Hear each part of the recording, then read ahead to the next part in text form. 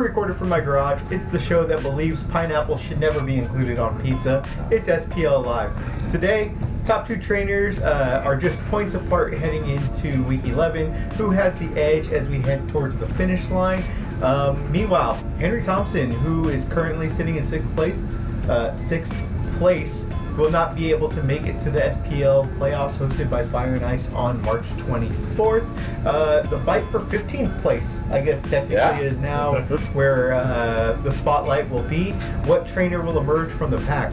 And finally, it's the segment that everyone's clamoring for about since its introduction back in week 1. It's T's Tears.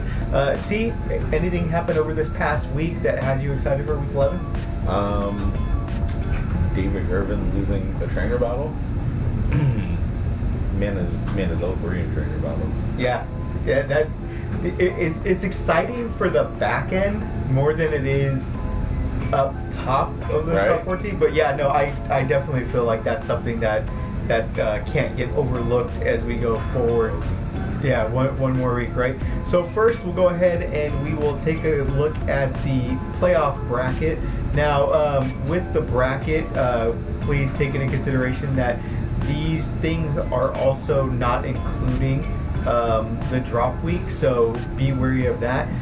Seedings are subject to change after the end of the regular season when we have our drop week, which, once again, just a reminder, is going to be us dropping the lowest 2 weeks of each trainer's season from their overall points total. Now, one thing that I wasn't too sure of because we didn't clarify, we're also dropping the overall week, right? So the wins, losses, and everything else. Yeah. Because you can't have those. They'll do too much when it comes to the calculations on win rate percentage and things like that. So we're going to be dropping that entire week, not just the points, but the actual win-loss total, with the exclusion of trainer battles. That's really the big difference there. So keep that in mind. Now, team, we see Dylan Brandow and Carlo DeCastro still sitting in first and second place, only separated by 3 points. Dylan's at 96, Carlo's at 93.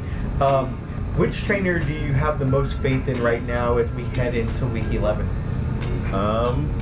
Dylan's been the front runner all season, for the most part. Yeah, and I think this is his time to shine. I think he'll be able to pull it out.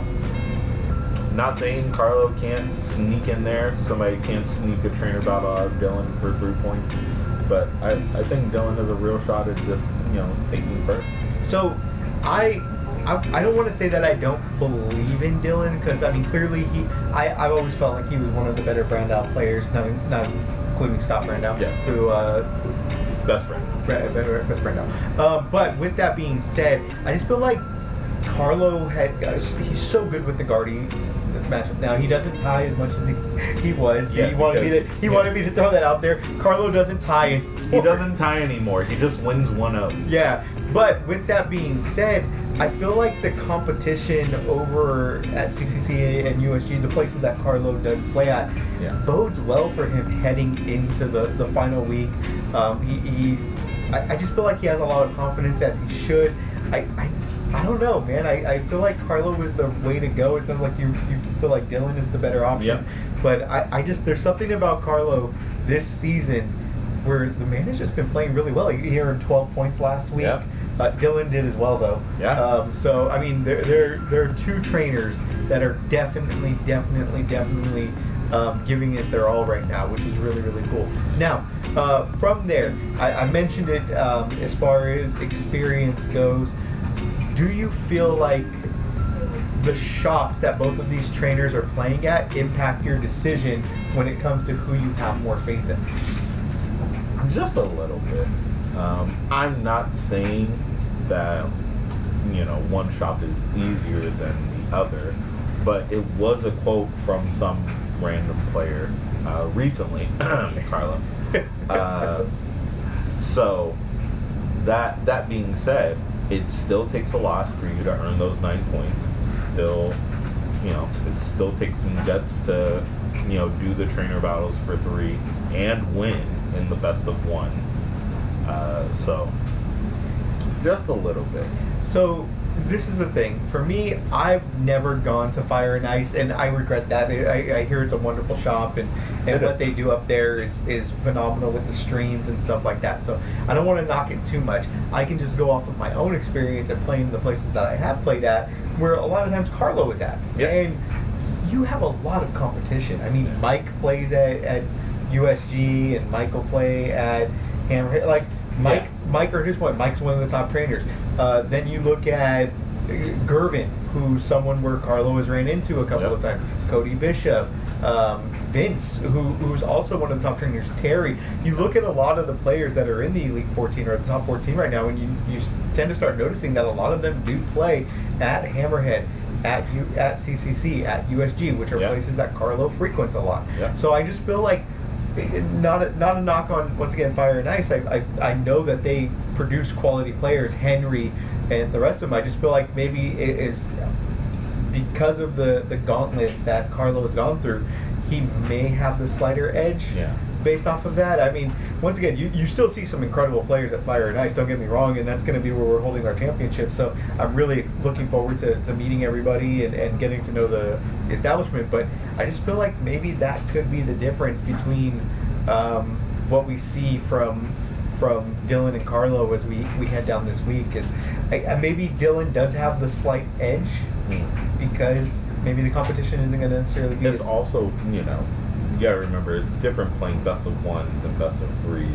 Which they do at Fire and Ice, play best of ones. Yeah, exactly. I mean, but funny thing is, going back to what you were saying, that's something that Carlo does pretty well often. Yeah. So, right now we're going to go ahead and bring up a quote from Dylan. We were able to talk to him over this past week, and Dylan was pretty straightforward. This is Dylan on Carlo. We're fairly good friends, and obviously in the off season we tend to play some together. Carlo's a fantastic player. His track record, his resume speaks for itself at such a young age. One of the best players in the game right now. Now, Dylan has always been represented, or has always represented the Brandau name with class and dignity. You wouldn't expect anything different from his quote here.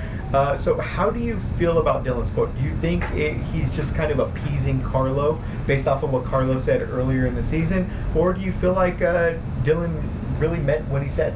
Dylan isn't one to talk smack. That's more of a Luke thing. Very true. So I think Dylan really means what he's saying here, and I think, he's nothing but genuine when it comes to talking about Carlo. Yeah. And I get the same thing. I mean, Dylan has always been someone he's been probably one of the more bashful out of the people that we've known, and I definitely feel like there's a lot of respect coming from Dylan's side, more so than some of the other players. And I don't doubt that Carlo and him are really friends. I think all of us, for the most part, are get along really well. So I can't imagine that there's really any actual animosity, maybe just a little bit of trash talk here and there. But no, I feel like this just kind of leads to the differences in who they are. Carlo has been one that's been a little bit more vocal about his play, messaging me on the side. I'm pretty sure he messages you about us teasing him for tying and other things like that, which you really love. And then you have Dylan, who's someone who's just very humble, laughs a lot. He's just a really good kid, and I think I tend to agree with you. I don't feel like this is Dylan, just trying to say the right things. I feel like this is Dylan being a genuine person, and really showing his respect for the competition. Probably not just Carlo, but everyone. After that, so all right. After the break, which trainer has what it takes to sneak into the playoffs? As Henry Thompson drops from the race next on SPL Live.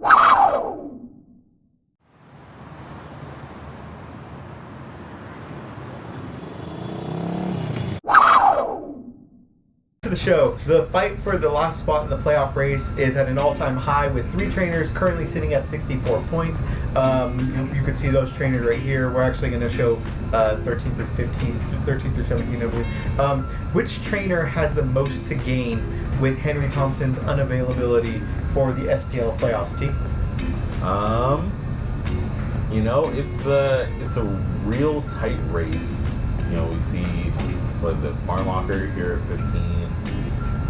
So that would move him up. Lestrap at 62, and then Corey's sitting at 53, but don't let that number fool you because his weeks are already dropped. He missed, I think, 3 in total. So he's at 17 with 3 weeks gone.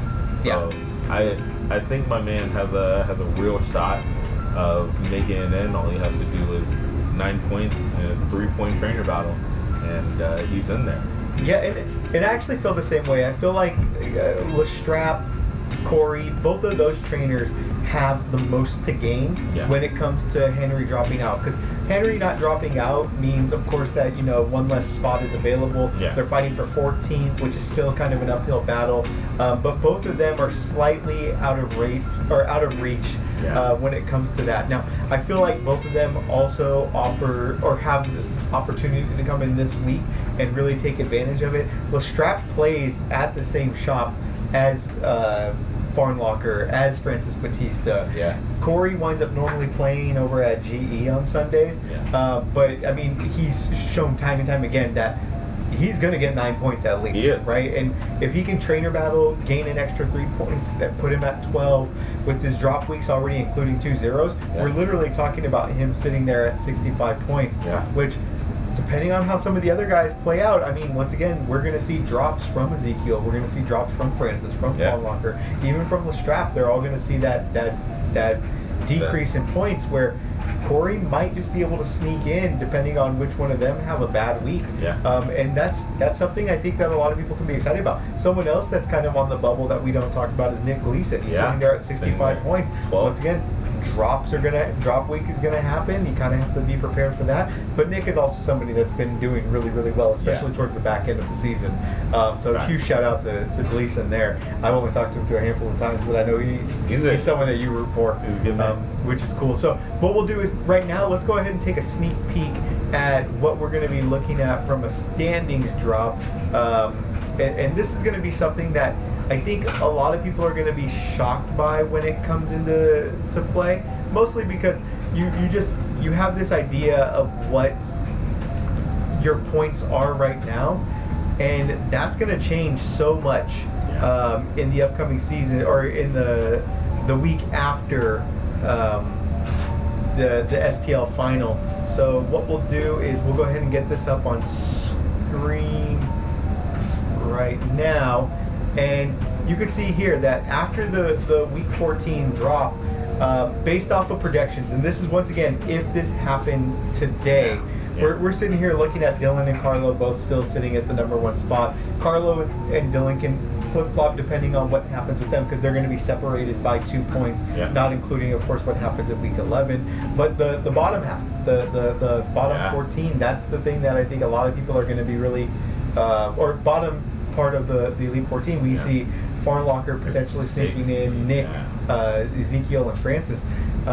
So I feel like this is just going to be, once again, one of those things where we're going to be seeing some changes.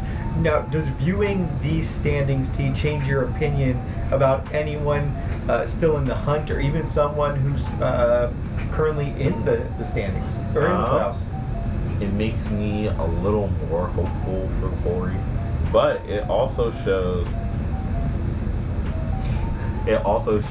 that Lestrap can also probably sneak in there too. He's been doing fairly well. Francis Batista has been doing kind of on and off. Same with Ezekiel. Yeah. So it just takes both of them or one of the two to slip up for him to make it in as well. Yeah. And see, that's the same thing I look at is Corey, Michael Lestrap. It really, really is going to depend on how well they do during this week 11.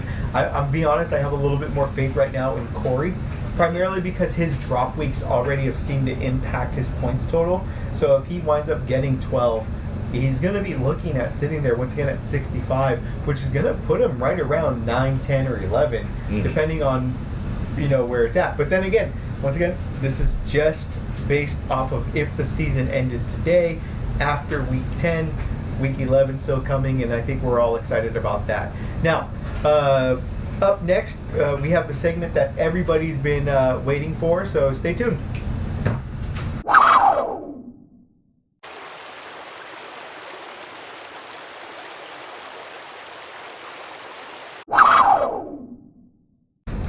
It's Thursday night at 11 o'clock, which means we got something that you've all been waiting for. Last night, while trying to figure out how Adam Sandler was the highest paid actor of 2023, a select group of cinephiles, Yes. people who could say their ABCs backwards, and experts in B's, met at the lowest rated Chuck E. Cheese in the Sacramento area to argue and bicker and burn the candle at both ends, giving us the best segment that we could still. It's time for T's Tears. T, take it away. All right, guys. Last tier list for the season. Kind of sad for the season to be ending at this point. So we're gonna go out with a bang. If you catch the theme, just leave a comment. I still owe Ezekiel 20 codes. We just haven't seen him. Yeah. No, I saw him yesterday. Good job. I saw him yesterday and forgot. Good job. Anyways, first tier. In the Karuk tier, we have Will Hildebrandt. Alright, my guy. Ant. Hey. Gibbs, Alex Gross. And Z. Just for the people that don't show up. The locals? That makes sense. We should be the other guy that disappeared for 100 years. Hey, guess what? My Roku tier.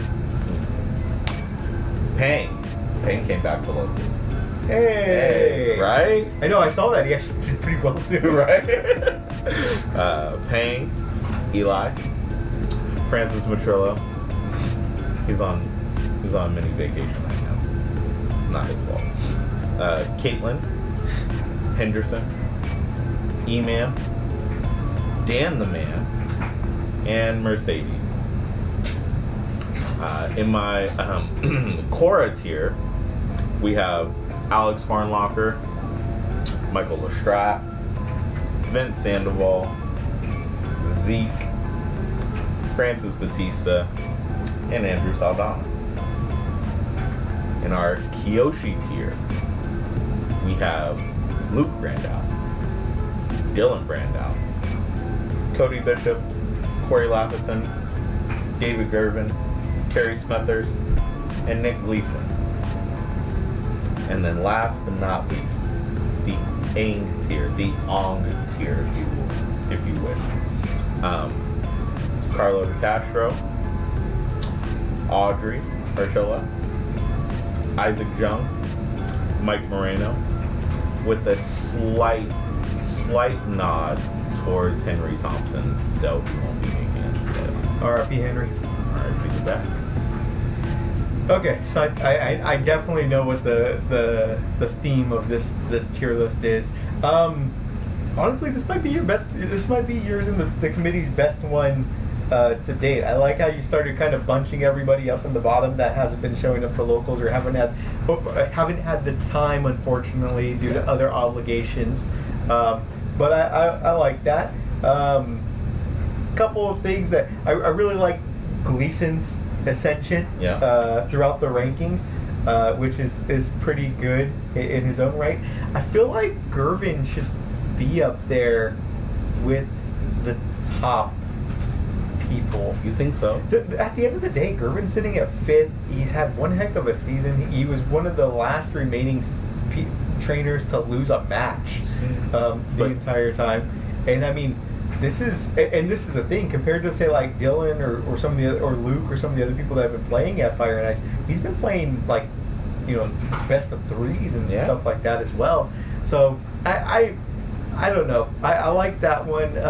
I think the committee just didn't see the killer instinct. He hasn't won a trainer battle at all this season. He hasn't won a trainer battle. So it's just the lack of that killer instinct that we were seeing. I think one that I'm going to go after, and this is kind of a fan favorite more so from T than anything else, would probably have to be Isaac.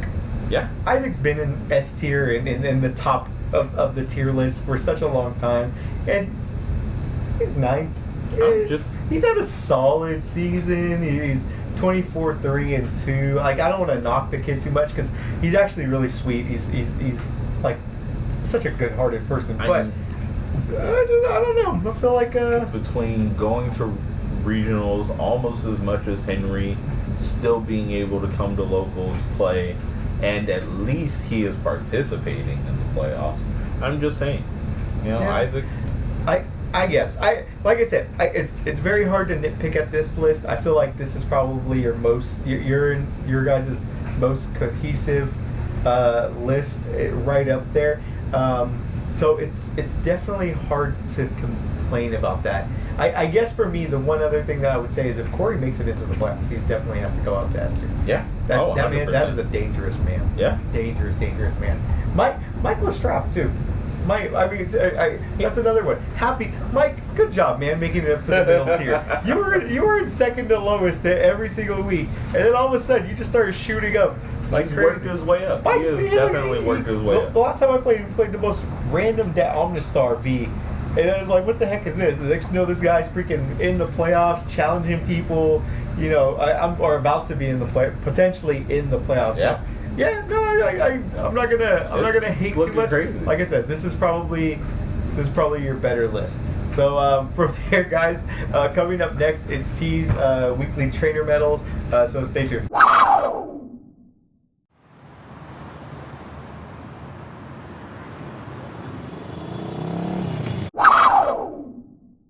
Back, everyone, and please remember to like, comment, and subscribe. Mr. Beast is in our sights, so let's give it our all. T, all right, it's your weekly medal time. Take it away, sir. You already know what it is.